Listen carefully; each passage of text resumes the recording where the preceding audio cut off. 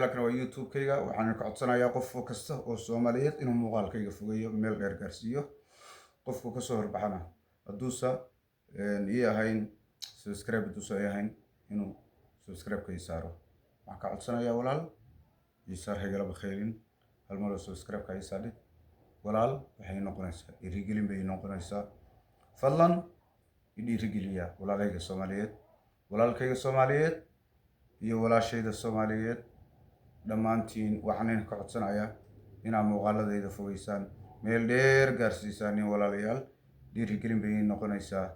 inkana walaal Allah inii barakeeyo qacana hal mar saa igu taabateen subscribe-ka walaal wax weyn bay taraysaa walaalkiin Soomaaliyeed